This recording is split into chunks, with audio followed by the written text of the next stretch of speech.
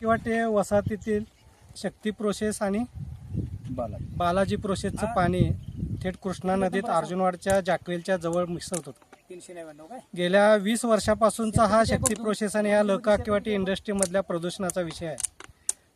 यामध्ये बऱ्याच लोकांनी आतापर्यंत प्रयत्न केले, पण अजूनही ह्या प्रोसेसमधलं पाणी थेट लोकांच्या घरात चाललंय आणि लोकांच्या घरात घरोघरी कॅन्सरचे पेशंट.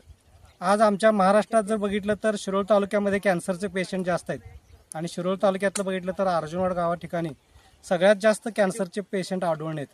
याला कारणीभूत हे सांडपाणी आणि हे प्रदूषित पाणीच लोकांच्या घरात पिण्यासाठी जाते आणि हे कुठंतरी बंद व्हावं म्हणून आज ह्या गावचे माजी सरपंच विकास पाटील असतील, उदगावचे माजी सरपंच वरेकर साहेब असतील, प्रदूषण मंडळाचे असतील, ह्या 2 गावचे तलाठी, सर्कल आणि ग्रामसेवक अशी सगळी एकत्रित येऊन हा आजचा प्रयत्न आहे. इथून पुढं उद्यापासून तरी किमान इथून पुढच्या काळात कधीही ह्या प्रोसेसचं सांडपाणी नदीत येणार नाही अशा पद्धतीचं सगळ्यांचाच आत्ताचा प्रयत्न आहे.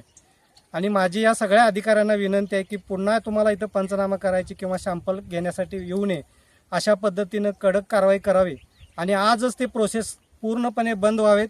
आम्ही आता इथून उठून आता आम्ही तहसीलदारांच्याकडे हे सगळे पंचनामे घेऊन जाणार आहे आणि उद्याच्या उद्या त्या लोकांना पण तालुका दंडाधिकारी म्हणून सुद्धा तुम्ही त्यांना ते प्रोसेस बंद करायला लावायचं आहे.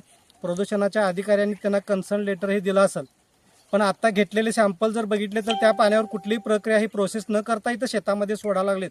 हे यांच्या सरळ अगदी साध्या डोळ्यानं सुद्धा लक्षात आलेलं आहे आणि यांना पण माझी विनंती आहे की ते कन्सर्न लेटर उद्याच्या उद्या रद्द करून उद्यापासून हे प्रोसेस अजिबात चालू होता कामा नये अशा पद्धतीची कायदेशीर कडक कारवाई त्यांनी करावी आणि इथल्या जनतेला प्रदूषणापासून वाचवावं अशी माझी या सगळ्यांना विनंती आहे.